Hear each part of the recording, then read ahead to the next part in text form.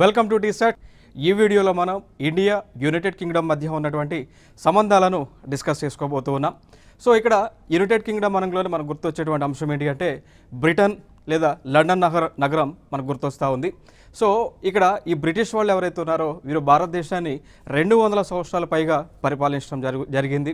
So ఈ టైంలో భారతదేశంలో ఉన్నటువంటి సంపదను వారు ఆ దేశానికి తీసుకెళ్లడం కూడా జరిగింది, రైట్. సో దానికి సంబంధించినటువంటి అంశాలు ఏమేమి ఉన్నాయి. సో ఇంకోటి, భారత రాజ్యాంగం ఏదైతే మనం రూపొందించున్నామో భారత రాజ్యాంగంలో బ్రిటిష్ నుంచి ఎటువంటి చట్టాలను మనం తీసుకున్నాం, ఏ ఏ అంశాలను మనం ఇక్కడ తీసుకున్నాం అనేటువంటి అంశాలన్నీ కూడా ఈ వీడియోలో మనం డిస్కస్ చేసుకోబోతూ ఉన్నాం. So right, let us start. So ముందుగా మ్యాప్ చూసినట్లయితే ఈ యొక్క బ్రిటన్ లేదంటే ఇక బ్రిటిష్ ఏరియా మ్యాప్లో చూసుకున్నట్లయితే ఈ విధంగా మనకు కనిపిస్తూ ఉంది. సో చూడండి, ఇక్కడ ఈ ప్రాంతం అంతా కూడా బ్రిటన్. సో ఇక్కడ ఇండియా ఉంటుంది, ఇక్కడ యునైటెడ్ కింగ్డమ్ ఉంటుంది. సాధారణంగా మనకు తెలిసినటువంటి అంశాలు ఏంటి అంటే యునైటెడ్ కింగ్డమ్ అంటే కేవలము బ్రిటన్ మాత్రమే అనుకుంటూ ఉన్నాం, అంటే ఇంగ్లాండ్ మాత్రమే అనుకుంటా ఉన్నాం. సో బట్ యునైటెడ్ కింగ్డమ్ అంటే దానితో పాటు ఇంకా కొన్ని ప్రాంతాలు అయితే కలిసి ఉండడం జరిగింది. అవి మనం చూసుకున్నట్లయితే స్కాట్లాండ్ అని, నార్థరన్ ఐలాండ్ అని, England, Wales. So United Kingdom అనంలోనే 4 ప్రాంతాలు మనకు గుర్తు రావాల్సి ఉంటుంది. ఒకటి ఇంగ్లాండ్ అనేటువంటి ప్రాంతం, ఇక్కడ ఉన్నటువంటి నార్థరన్ ఐర్లాండ్ అనేటువంటి ప్రాంతం, వేల్స్ అనేటువంటి ప్రాంతం, స్కాట్లాండ్ అనేటువంటి ప్రాంతం. సో ఈ ప్రాంతాలన్నీ కలిపే మనం యునైటెడ్ కింగ్డమ్గా పిలుస్తూ ఉంటాం. సో దాని తర్వాత దీని మ్యాప్ సేమ్ ఇదే మ్యాప్ మనం ఇక్కడ చూసుకున్నట్లయితే ఇదే మ్యాప్, ఈ విధంగా ఏరియాస్ అయితే ఉండడం జరిగింది. ఇంకా దాని తర్వాత మనం చూసుకున్నట్లయితే మరి బ్రిటిష్ వాళ్ళు భారతదేశానికి ఏ టైంలో వచ్చారు అన్నప్పుడు 1600 సంవత్సరంలో బ్రిటిష్ వాళ్ళు భారతదేశానికి రావడం జరిగింది. ఓకే, సో 1600లో బ్రిటిష్ వాళ్ళు భారతదేశానికి వచ్చారు.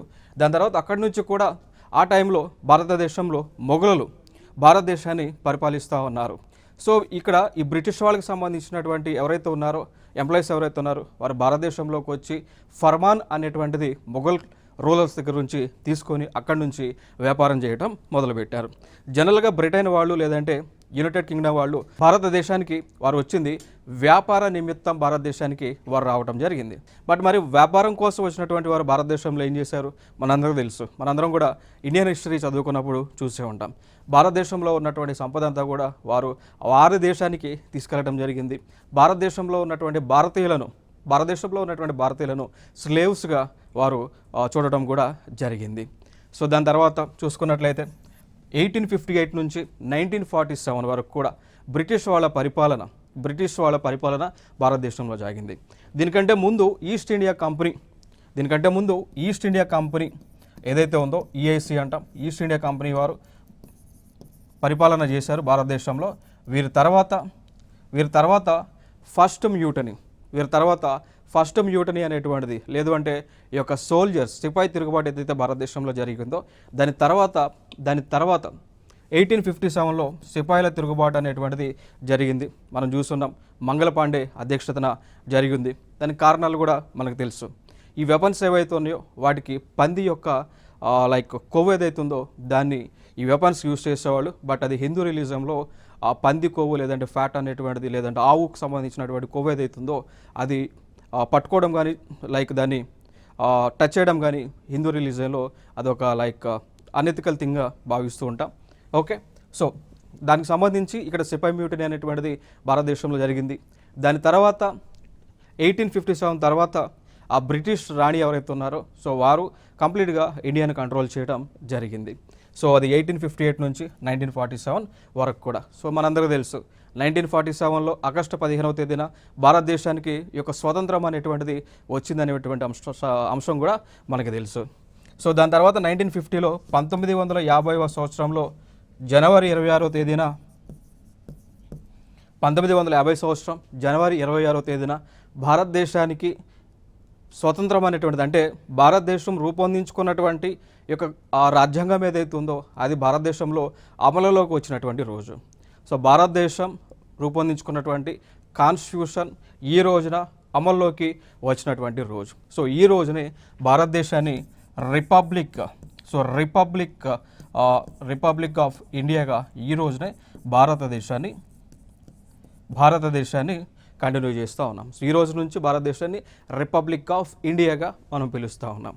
సో దాని తర్వాత మనం చూసుకున్నట్లయితే ఇంకొక అంశం డిప్లొమాటిక్ సంబంధించినటువంటి అంశాలలో ఇండియాకి, యునైటెడ్ కింగ్డమ్కి లేదా బ్రిటన్కి, యునైటెడ్ కింగ్డమ్కి అయినా బ్రిటన్కి అయినా ఇంగ్లాండ్ అయినా all are the same. Okay, so వీళ్ళతో మనం 2004లో స్ట్రాటజిక్ పార్ట్నర్షిప్ అగ్రిమెంట్ అనేటువంటిది చేసుకున్నాం. సో 2004లో వ్యూహాత్మక భాగస్వామ్య ఒప్పందాన్ని మనం చేసుకోవడం జరిగింది. దాని తర్వాత 2010లో మనం ఏం చేసాము అంటే, ఏదైతే గతంలో 2004లో స్ట్రాటజిక్ పార్ట్నర్షిప్ అగ్రిమెంట్ అనేటువంటిది మనం చేసుకున్నామో దాన్ని అప్గ్రేడ్ చేసాం. దాన్ని అంటాము enhanced partnership for the future అని. సో ఏం లేదు, గతంలో స్ట్రాటజిక్ పార్ట్నర్షిప్ ఉండేది, దాన్ని అప్గ్రేడ్ చేసాం. ఇంకా ఎక్కువ వెసులుబాటు ఇచ్చాము, ఎక్కువ బిజినెస్ అనేటువంటిది చేస్తూ ఉన్నాం. వాళ్ళు అంటే ఆ దేశం వాళ్ళు భారతదేశంలో పెట్టుబడులు పెట్టడానికి ఎక్కువ మార్కెట్ని మనం ఓపెన్ చేయడం జరిగింది. ఇవన్నీ కూడా మనం చేసినటువంటి కార్యక్రమాలు. ఇంకా దాని తర్వాత నెక్స్ట్ జరిగినటువంటి పరిణామాలు చూసుకుంటే, పొలిటికల్ పాయింట్ ఆఫ్ వ్యూలో రాజకీయంగా మనం మాట్లాడాల్సి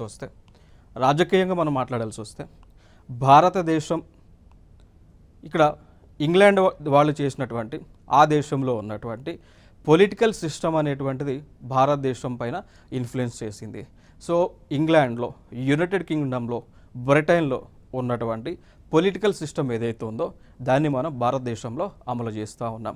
ఫర్ ఎగ్జాంపుల్గా తీసుకుంటే, భారతదేశంలో ఉన్నటువంటి వ్యవస్థ పార్లమెంటరీ వ్యవస్థ అండి. భారతదేశంలో ఉన్నటువంటి వ్యవస్థ పార్లమెంటరీ వ్యవస్థ, లేదు అంటే పార్లమెంటరీ సిస్టమ్ అంటాం. సో ఇది బ్రిటిష్ వాళ్ళకి చెందినటువంటిది. సో అదే వ్యవస్థని మనం భారతదేశంలో అమలు చేస్తూ ఉన్నాం. ఇప్పుడు for example United States of America తీసుకున్నారనుకోండి, ఒక పక్క యుఎస్ఏలో ఉన్నటువంటి వ్యవస్థ ప్రెసిడెన్షియల్ సిస్టమ్ అండి. యునైటెడ్ స్టేట్స్ ఆఫ్ అమెరికాలో ఉన్నటువంటి వ్యవస్థ presidential system. So presidential system. బ్రిటన్లో ఉన్నటువంటి వ్యవస్థ పార్లమెంటరీ టైప్ ఆఫ్ సిస్టమ్ అండి. ఇండియాలో ఉన్నటువంటి వ్యవస్థ కూడా సిస్టమ్ కూడా పార్లమెంటరీ సిస్టమే, బట్ చిన్న డిఫరెన్స్ ఉంది. బ్రిటన్ దేశంలో ఆ దేశం మీద పూర్తి కంట్రోల్ అంతా కూడా క్రౌన్ కంట్రోల్లో ఉంటుంది. క్రౌన్ అంటే కింగ్ ఫ్యామిలీ. సో క్రౌన్ అంటే క్రౌన్, లేదంటే ప్రిన్సెస్ అంటే ప్రిన్సెస్, లేదంటే కింగ్ అంటే కింగ్. ఓకే, సో వాళ్ళ పరిధిలో ఉంటుంది కంప్లీట్గా. ఓకేనా. ప్రైమ్ మినిస్టర్ అనేటువంటి వారు నామినల్ అక్కడ. బట్ ఇండియాలో పరంగా చూసుకున్నట్లయితే, ఇండియాలో పార్లమెంటరీ సిస్టమ్ ఉన్నప్పటికీ కూడా పూర్తి కంట్రోల్ అంతా కూడా ప్రైమ్ మినిస్టర్ చేతిలో ఉంటుంది.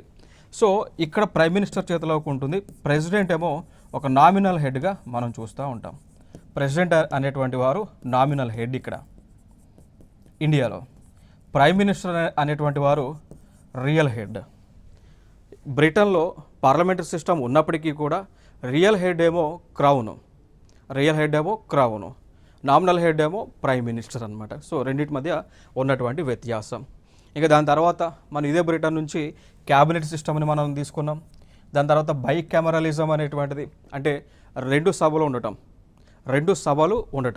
For example Lok Sabha, Rajya Sabha, assembly, council.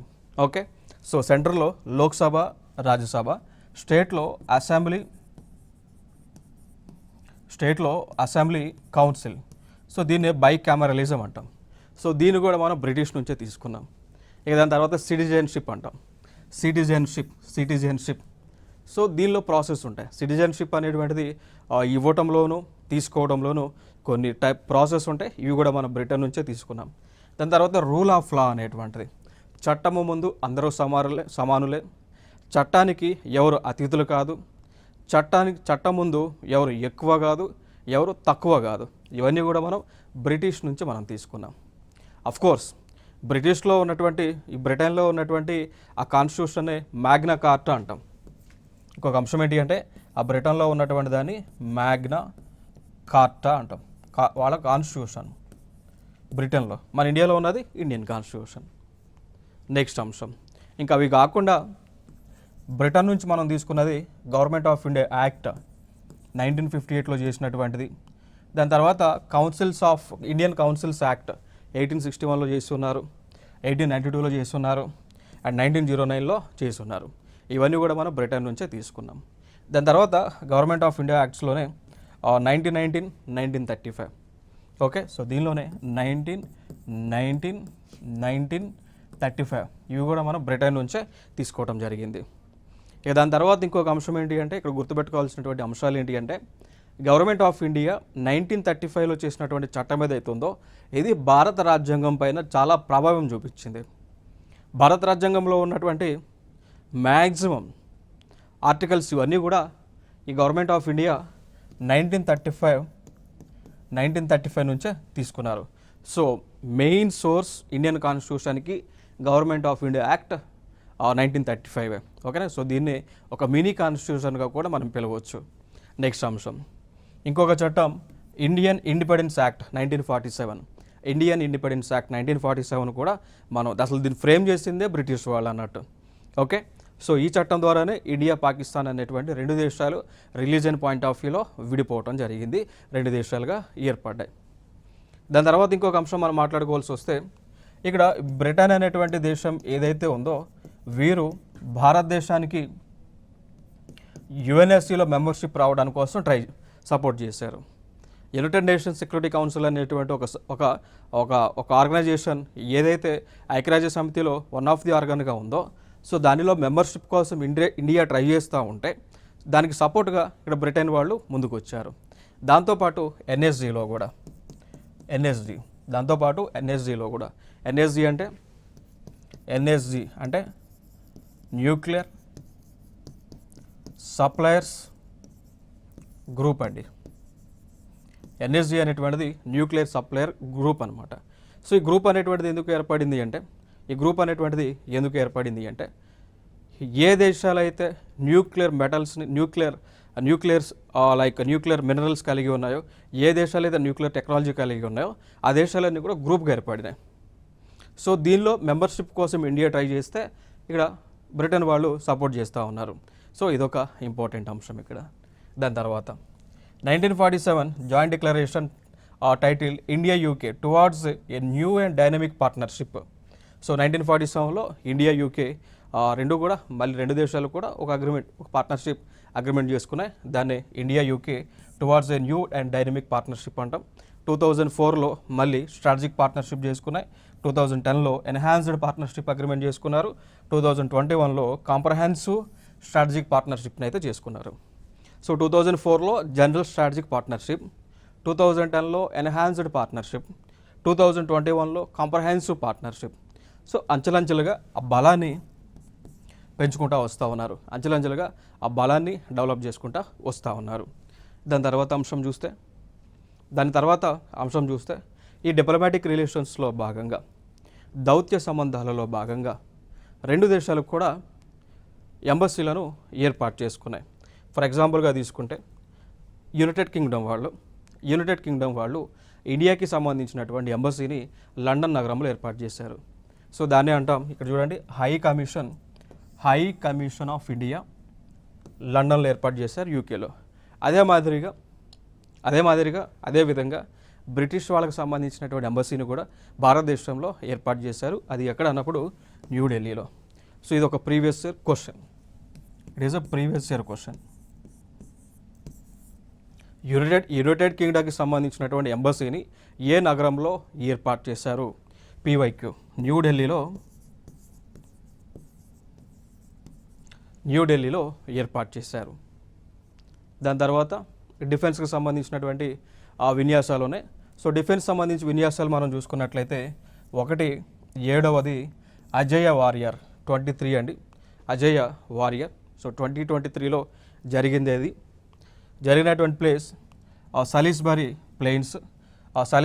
Plains United కింగ్డమ్లో ఉంటాయి. సో టైం కూడా అంటే డే చూస్తే 27 ఏప్రిల్ నుంచి 11 మే 2023 మధ్య జరిగినాయి. సో 27 ఏప్రిల్ 11 మే మధ్య జరిగినాయి. 11 మే 2023లో జరిగింది. సో ఫైనల్గా మీరు ఫోకస్ చేసేది ఇక్కడ ప్రధానమైనటువంటి అంశాలు ఏంటి అంటే అజయ్ వారియర్స్ అనేటువంటి విన్యాసం ఏ రెండు దేశాల మధ్య జరిగింది. సో ఏ రెండు దేశాల మధ్య? ఇండియా అదేవిధంగా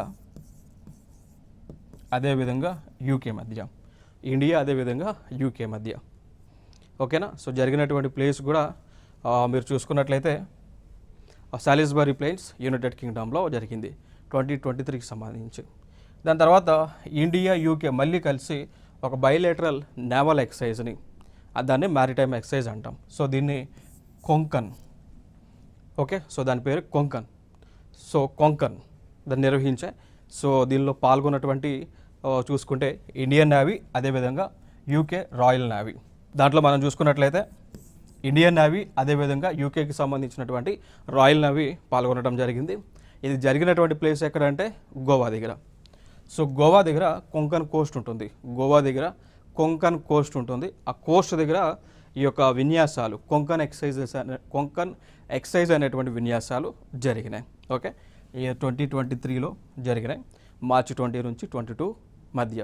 ఇంకా 24లో జరగాల్సి ఉంది కానీ బట్ అది ఇంకా డేట్ అయితే ఇంకా అనౌన్స్ చేయలేదు. మోస్ట్ ప్రాబబ్లీ 25 కైనా జరగవచ్చు. నెక్స్ట్ ఇంకొక అంశం చూస్తే ఇక్కడ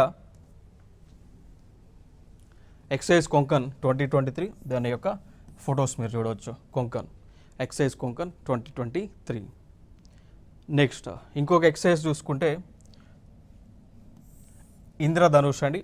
సో ఇంద్రధనుష్ అనేటువంటి ఎక్సైజ్ ఇంద్రధనుష్. సో ఇది ఫిఫ్త్ వర్షన్ జరిగింది 2020లో జరిగింది. సో ఇది జాయింట్ ఎయిర్ ఫోర్స్ ఎక్సైజ్. ముందు మనం చూసిన నావీ ఎక్సైజ్లు, ఇదేమో ఎయిర్ ఫోర్స్ ఎక్సైజ్. చూడండి ఇక్కడ దాని పేరు ఇంద్రధనుష్. ఫిఫ్త్ ఎడిషన్ 2020లో జరిగింది. సో 24 ఫిబ్రవరి 2020లో జరిగింది. సో జరిగినటువంటి ప్లేస్ ఎక్కడంటే హిందన్ అనేటువంటి ప్లేస్.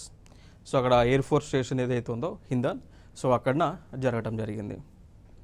నెక్స్ట్ అంశం సైబర్ సెక్యూరిటీకి సంబంధించి సైబర్ సంబంధించిన నేరాలను అదుపు చేయడానికి రెండు దేశాల మధ్య, అంటే భారతదేశంలో ఉన్నటువంటి ఐటీ వింగ్ ఉంటుంది, యూకేలో ఉన్నటువంటి ఆ ఐటీ వింగ్ ఉంటుంది.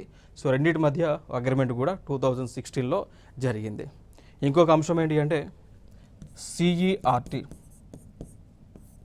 సో సిఈఆర్టీ కంప్యూటర్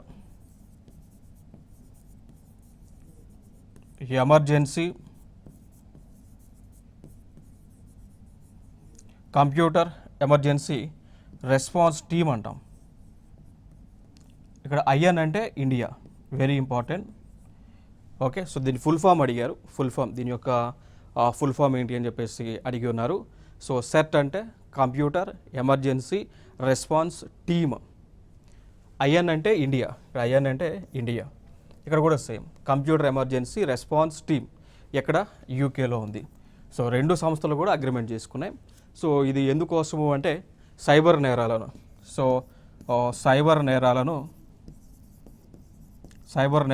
అరికట్టడం అనమాట. సో లైక్ మనందరూ తెలుసు సైబర్ నేరాలు అంటే ఒకటి హ్యాక్ చేయటం, బ్యాంక్ అకౌంట్లను లేదంటే ఫోన్లను హ్యాక్ చేయటం, మన యొక్క ప్రైవసీకి భంగం కలిగేలాగా మన ఫొటోస్ ఏవైతే ఉన్నాయో అవి క్లౌడ్ స్టోరేజ్ నుంచి తీసుకోవడం, సో మార్ఫింగ్ చేయటం, బ్లాక్మెయిల్ చేయటం, ఓకేనా. సో పర్సన్ యొక్క వేరియబోట్స్ అని కూడా తెలుసుకోవడం, ఇవన్నీ కూడా సైబర్ నేరాల కింద వస్తాయి. సో దీన్ని అదుపు చేయడానికి రెండు దేశాలు కూడా భాగస్వామ్యంగా అవటం జరిగింది. దాని తర్వాత ఎకనామిక్ పాయింట్ ఆఫ్ వ్యూలో చూసుకుంటే, ఆర్థిక పరంగా చూసుకుంటే రెండు దేశాలు కలిసి ఒక కమిటీని ఏర్పాటు చేస్తాయి. దాని పేరే joint committee and trade committee JETCO 2005లో ఏర్పాటు చేయడం జరిగింది. దాని తర్వాత ఇండియా యూకే సో ఈ రెండు దేశాలు కలిసి ఒక ఫ్రీ ట్రేడ్ అగ్రిమెంట్ను కూడా చేసుకున్నాయి. సో ఫ్రీ ట్రేడ్ అగ్రిమెంట్ అంటాం, ఎఫ్టీఏ ఫ్రీ ట్రేడ్ అగ్రిమెంట్ అండి, క్లియర్ కదా. సో ఈ ఫ్రీ ట్రేడ్ అగ్రిమెంట్ అనేటువంటిది దేనికి సంబంధించింది అంటే ఈ రెండు దేశాల మధ్య వస్తువులను ఎగుమతి చేసేటప్పుడు దిగుమతి చేసేటప్పుడు ఎటువంటి అడ్డంకులు లేకుండా ఉండే విధంగా, దాంతోపాటు ఎటువంటి ఎడిషనల్ ట్యాక్సెస్ అనేటువంటివి అదనపు ఛార్జీలు లేకుండా వేయటం. సో ఫ్రీ ట్రేడ్ అగ్రిమెంట్స్ ఎందుకు జరుగుతాయంటే టు అవాయిడ్ అడిషనల్ ట్యాక్సెస్, ఓకేనా. దాంతోపాటు ఆ దేశానికి సంబంధించినటువంటి వస్తువులు ఏవైనా ఈ దేశానికి వచ్చినప్పుడు వెంటనే వాటిని ఇంపోర్ట్ చేసుకోవటం, లేదంటే ఎగుమతి చేసుకోవటం, దానికి సంబంధించిన అమౌంట్ వెంటనే పే చేయటం, ఇవన్నీ కూడా ప్రాసెస్. సో లైక్ ఇప్పుడు కస్టమ్స్ దగ్గర క్లియరెన్స్ ఇస్తారు అన్నట్టు. ఇప్పుడు ఏ కంట్రీకైనా ఫ్రీ ట్రేడ్ అగ్రిమెంట్ అనేటువంటిది చేసుకుంటే ఒక కంట్రీ ఇంకో కంట్రీతో ఫ్రీ ట్రేడ్ అగ్రిమెంట్ చేసుకుంటే ఆ చేసుకున్నటువంటి కంట్రీ నుంచి ఏదైనా వస్తువులు కనుక ఈ దేశానికి వస్తే అప్పుడు కస్టమ్స్ క్లియరెన్స్ అనేటువంటిది ఈజీగా వెంటనే ఇస్తారు. దానికి సంబంధించినటువంటి అమౌంట్ పే చేసేది కూడా వెంటనే క్లియర్ అయిపోతూ ఉంటుంది. సో అవి బెనిఫిట్స్ అండి. ఓకే, నెక్స్ట్ అంశం. దాని తర్వాత కొన్ని అంశాలు, key exports from UK to India. So United Kingdom నుంచి, యూకే నుంచి ప్రధానంగా మనం కొనేటువంటి వస్తువులను చూసుకుంటే ఒకటి మెటల్స్ కానీ, స్క్రాప్ ఐటమ్స్ కానీ, మెకానికల్ మెషినరీ కానీ, నాన్ ఫెరస్ మెటల్స్ అంటే ఐరన్ కాకుండా ఉండేటువంటివి అవన్నీ కూడా ఇంపోర్ట్ చేస్తూ ఉన్నాం. దాని తర్వాత ట్రావెల్కి సంబంధించి టూరిజం కూడా ఆ దేశం నుంచి ఈ దేశానికి టూరిజం జరుగుతూ ఉంది. మరి ఇండియా నుంచి ఆ దేశానికి యునైటెడ్ కింగ్డమ్కి ఎక్కువగా మనం ఎక్స్పోర్ట్ చేసేటువంటి అంశాలు కూడా మిషనరీస్ ఉన్నాయి. మిషనరీస్ తర్వాత క్లాతింగ్, సో బట్టలను ఎక్స్పోర్ట్ చేస్తూ ఉన్నాం. ఈ బట్టలు ఎక్స్పోర్ట్ చేసేటువంటి కార్యక్రమం ఏదైతే ఉందో ఇది బ్రిటిష్ వాళ్ళు భారతదేశాన్ని పరిపాలించిన దగ్గర నుంచి కూడా బ్రిటిష్ వాళ్ళు భారతదేశాన్ని పరిపాలించినప్పటి నుంచి కూడా ఈ యొక్క బట్టలు అనేటువంటి మనం యూకేకి ఎక్స్పోర్ట్ చేస్తూ ఉన్నాం. ఇప్పుడు ఫర్ ఎగ్జాంపుల్ తీసుకుంటే మనకి గుజరాత్లో, వెస్ట్ బెంగాల్లో, మహారాష్ట్రలో, సూరత్ దగ్గర ఆ ప్రాంతాల్లో బట్టలను తయారు చేసేటువంటి మిల్లులు బ్రిటిష్ వాళ్ళే పెట్టారు. బట్టలు తయారు చేసేటువంటి మిల్లులన్నీ కూడా బ్రిటిష్ వాళ్ళే పెట్టడం జరిగింది. సో ఆ బట్టలు అప్పుడు తీసుకెళ్ళి ఎక్స్పోర్ట్ చేసేవాళ్ళం, ఇప్పుడు కూడా అదే ప్రాసెస్ కూడా జరుగుతూ ఉంది. దాని తర్వాత రిఫైండ్ ఆయిల్ ఎక్స్పోర్ట్ చేస్తున్నాం. దాని తర్వాత ఇంకా బిజినెస్ సంబంధించిన సర్వీసెస్ కానీ, సాఫ్ట్వేర్ సంబంధించినటువంటి సర్వీసెస్ కానీ ఇవన్నీ కూడా మనం ఆ దేశానికి ఎక్స్పోర్ట్ చేస్తూ ఉన్నాం. ఇంకొక అంశం మనం గుర్తుపెట్టుకోవాల్సినటువంటి అంశం ఏంటి అంటే ఇక్కడ వరల్డ్ వైడ్గా జీడిపి ర్యాంకింగ్స్ ఉంటాయి. వరల్డ్ వైడ్గా జీడిపి. సో గతంలో ఈ వరల్డ్ వైడ్ జీడిపి దేశ స్థూల ఆదాయాలు ఏవైతే ఉంటాయో ఆ జీడిపి ర్యాంకింగ్స్లో టాప్ ప్లేస్లో యుఎస్ఏ ఉంది. సెకండ్ ప్లేస్లో చైనా ఉంది. ఓకేనా. సో ఫస్ట్ ప్లేస్లో యుఎస్ఏ ఉంది, సెకండ్ ప్లేస్లో చైనా ఉంది. దాని తర్వాత జర్మనీ, జపాన్, ఇండియా ఉంది. సో ఇండియా, దాని తర్వాత యునైటెడ్ కింగ్డమ్ ఉంది. ఓకేనా. So USA, China, Germany, Japan, India, UK. So గతంలో అండ్ ఇప్పుడు కాదు 2024, 22 ఆ ప్రాంతాల్లో యూకే 5th ప్లేస్లో ఉండేది. ఓకేనా. సో 24, 20 ఆ టైంలో యూకే 5th ప్లేస్లో ఉండేది, ఇండియా 6th ప్లేస్లో ఉండేది. సో మన జీడిపి మనం పెంచుకొని మనము 5th ప్లేస్లోకి వచ్చాము, యూకే 6th ప్లేస్లోకి వచ్చింది. ఓకేనా. సో ఇక్కడ చూసుకుంటే ఇది యూకే 5th ప్లేస్లోకి, సో అంటే ఇక్కడ 5th ప్లేస్లో ఉన్నటువంటి యూకే 6thలోకి వచ్చింది, 6thలో ఉన్నటువంటి ఇండియా 5th ప్లేస్లోకి వచ్చింది. సో ఎకానమీ పరంగా మనం యూకేని అయితే ఓవర్ రైడ్ చేయడం జరిగింది. సో ఇదే అంశాన్ని ఇక్కడ స్పష్టం చేస్తూ ఉన్నారు. ఇక్కడ చూడవచ్చు UK 6th largest economy, Indian ఏమో 5th largest economy. So world వైడ్గా టాప్లో ఉన్నటువంటి దేశం ఏది అంటే United States of America, second ప్లేస్లో చైనా అనేటువంటిది ఉంది. క్లియర్. నెక్స్ట్ అంశం, హెల్త్ పరంగా చూసుకున్నట్లయితే ఆరోగ్యానికి సంబంధించి ఆరోగ్యపరంగా మనం చూసుకున్నట్లయితే ఇక్కడ partnership between Oxford university, AstraZeneca and serum institute of India. So ఈ 3 సంస్థల మధ్య, 3 కంపెనీస్ మధ్య ఒప్పందం జరిగింది. ఆ ఒప్పందం దేనికి సంబంధించింది అంటే ఈ కరోనాకు సంబంధించినటువంటి వ్యాక్సిన్ ఏదైతే ఉందో, సో కోవిడ్ వ్యాక్సిన్ ఏదైతే ఉందో దాన్ని ఉత్పత్తి చేసేదానికి. ఓకే. సో ఇది ఒక అంశం. ఇక్కడ మనం గుర్తుపెట్టుకోవాల్సినటువంటి అంశాలు ఏంటి అంటే ఆక్స్ఫోర్డ్ యూనివర్సిటీ, ఆస్ట్రాజెనికా యూకే వాళ్ళే. సో ఈ రెండింటితో ఇండియాకి చెందినటువంటి serum institute of India, so SII అంటాం, సీరమ్ ఇన్స్టిట్యూట్ ఆఫ్ ఇండియా, వీరు అగ్రిమెంట్ చేసుకున్నారు. ఓకే. సో ఇది ఇండియన్ కంపెనీ, ఇది సీరమ్ అనేటువంటిది. సో సీరమ్ అనేటువంటిది పూణేలో ఉంటుంది, పూణే, సో మహారాష్ట్రలో ఉంటుంది. సో ఈ కంపెనీ వారితో అగ్రిమెంట్స్ అయితే చేసుకున్నారు. ఇది హెల్త్ పరంగా మనం డిస్కస్ చేసేటువంటి అంశాలు. ఇక దాని తర్వాత working on pandemic preparedness, anti microbial resistance అనమాట. సో ఇక్కడ మనం చూసుకుంటే కరోనా వచ్చిన తర్వాత 2 దేశాలు, అదేవిధంగా ఈ దేశాల్లో ఉన్నటువంటి కంపెనీలన్నీ కూడా ఈ కరోనా అనేటువంటి దాన్ని నిర్మూలించడానికి, దానికి సంబంధించినటువంటి వ్యాక్సిన్స్ అన్నీ కూడా తయారు చేయడానికి, ఇవన్నీ కూడా కలిసికట్టుగా ఉండి వ్యాక్సిన్స్ అనేటువంటివి తయారు చేస్తూ ఉన్నారు. ఇది ఒక అంశంగా మనం చెప్పుకోవచ్చు. దాని తర్వాత ఇండియన్ గవర్నమెంట్ ఆయుర్ యోగా అనేటువంటి ఒక ప్రోగ్రామ్ని, ఇండియన్ గవర్నమెంట్ ఆయుర్ యోగా అనేటువంటి ఒక ప్రోగ్రామ్ని యునైటెడ్ కింగ్డమ్లో లాంచ్ చేసింది.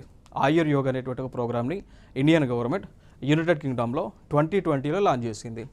సో ఇక్కడ ఈ ఆయుర్ యోగా అనేటువంటి ప్రోగ్రామ్ దీనిలో 2 types of medicinal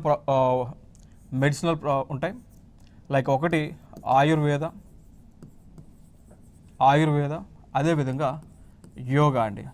so Ayurveda అనేటువంటి మెడిసిన్ సంబంధించినటువంటి సైన్స్ ఏదైతే ఉందో ఇది ఆ దేశంలో ఇంట్రడ్యూస్ చేశారు. అదేవిధంగా యోగా అనేటువంటిది కూడా ఆ దేశంలో ఇంట్రడ్యూస్ చేశారు. ఈ రెండు కూడా మన భారతదేశానికి చెందినటువంటి సంపద. నెక్స్ట్ అంశం చూస్తే ఇదే అండి. సో ఆ దేశంలో యునైటెడ్ కింగ్డమ్లో యోగాని నేర్పిస్తూ ఉన్నారు. ఆయుర్వేదిక్ మెడిసిన్ ఏదైతే ఉందో దానికి సంబంధించిందంతా కూడా ఫార్ములాస్ అన్నీ కూడా వారికి తెలియజేస్తూ ఉన్నారు. సో ఇది ఒక ఫోటో కూడా మీరు చూడొచ్చు.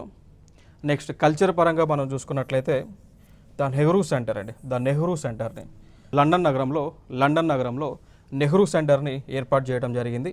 సో దానికి సంబంధించినటువంటి MOU కూడా 2010లో జరిగింది.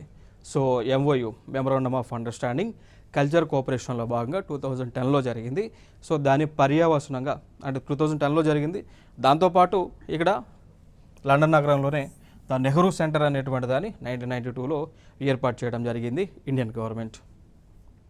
నెక్స్ట్ అంశం ఇంకొక మెయిన్ ఇక్కడ ఇంపార్టెంట్ థింగ్ ఏంటి అంటే ఇదొక ప్రీవియస్ ఇయర్ క్వశ్చన్.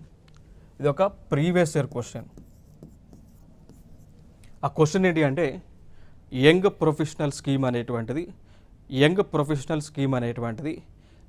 ఏ 2 దేశాలు కలిసి ప్రారంభించాయి? సో యంగ్ ప్రొఫెషనల్ స్కీమ్ అనేటువంటిది ఏ 2 దేశాలు కలిసి ప్రారంభించాయి అనేటువంటిది ఇది ఒక ప్రీవియస్ ఇయర్ క్వశ్చన్ అండి. సో ఏ 2 దేశాలు? UK and India.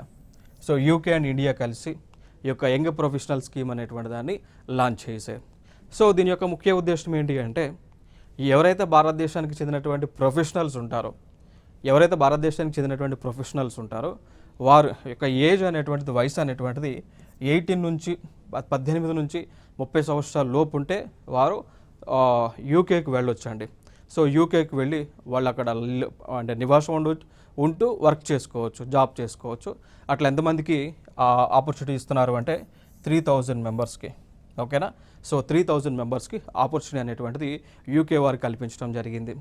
So India becomes the first visa national country to benefit from such a scheme అండి. ఓకేనా? సో ఇది మన ఇండియాతో ఒక దేశం ఏదైనా ఫారెన్ కంట్రీ చేసి ఇట్లాంటి ప్రోగ్రామ్ చేసింది అంటే ఇది ఫస్ట్ టైం అన్నట్టు. సో ఇండియా యూకేతో ఈ విధంగా ప్రోగ్రామ్ చేయడం ఇది ఫస్ట్ టైం. స్కీమ్ పేరే young professional scheme. Okay? So UK and India మధ్య యంగ్ ప్రొఫెషనల్ స్కీమ్ అనేటువంటిది ఇంప్లిమెంట్ చేస్తూ ఉన్నారు. భారతదేశానికి చెందినటువంటి 3000 మంది పైగా ప్రొఫెషనల్స్ అనేటువంటి వారు ఇండియా నుంచి, సో భారతదేశం నుంచి యూకేకి వెళ్ళొచ్చు. సో అక్కడ వాళ్ళు స్టే చేయవచ్చు, జాబ్ చేసుకోవచ్చు. ఇది ఇంపార్టెంట్ అంశం ఇక్కడ. నెక్స్ట్ అంశం మనం చూసుకున్నట్లయితే ఇంకొక అంశం బ్రెగ్జిట్ గురించి మనం మాట్లాడుకోవాలి. So Brexit okay. So Brexit అనేటువంటిది న్యూస్లో ఉంది. ఈ అంశం ఏంటి అంటే బ్రిటన్ అనేటువంటిది గతంలో యూరోపియన్ యూనియన్లో మెంబర్గా ఉండేది. సో ఆ యూరోపియన్ యూనియన్లో మెంబర్గా ఉన్నటువంటి బ్రిటన్ అనేటువంటి దేశం దాని నుంచి ఎగ్జిట్ అవుతుంది. సో ఆ ఎగ్జిట్ అయ్యే ప్రాసెస్సే బ్రెగ్జిట్ అంటాం.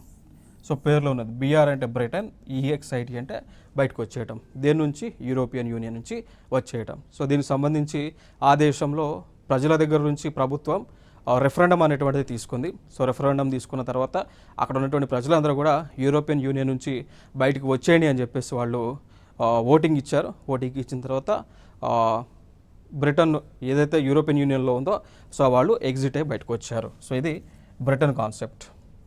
సో ఇదే ఇక్కడ బ్రిటన్ కాన్సెప్ట్. ఇక దాని తర్వాత చూసుకుంటే దానికి సంబంధించినటువంటి ఓటింగ్ అండి. బ్రిటన్లో జరిగినటువంటి బ్రెగ్జిట్ సంబంధించి రెఫరెండం. సో రెఫరెండం అంటే ప్రజల దగ్గర నుంచి తీసుకున్నటువంటి ఒపీనియన్. సో దీనిలో 51.9% పబ్లిక్ యూరోపియన్ యూనియన్ నుంచి బ్రిటన్ ఎగ్జిట్ అవ్వమని వాళ్ళు ఓటింగ్ చేశారు. 48.2% ఏమో దానిలోనే ఉండమని వీళ్ళు సపోర్ట్ చేయటం జరిగింది. ఓకే. సో చూడవచ్చు దానికి సంబంధించినటువంటి క్వశ్చన్ కూడా ఉంది. ఇది ఫైనల్ క్వశ్చన్. సో బ్రెగ్జిట్ అనే పదం కింది వాటిలో దేనికి సంబంధించింది? ఇది ఒక ప్రీవియస్ ఇయర్ క్వశ్చన్. సో దేనికి సంబంధించింది ఆన్సర్ మీరే కామెంట్ బాక్స్లో ఆన్సర్ ఇవ్వండి. ఇక్కడ ఆప్షన్స్ చూసుకుంటే బ్రిటన్కు అక్రమ వలసలు, ఐరోపా సంఘము, Rio Olympics and for information technology. So answer ఇవ్వండి ఇక్కడ, రైట్.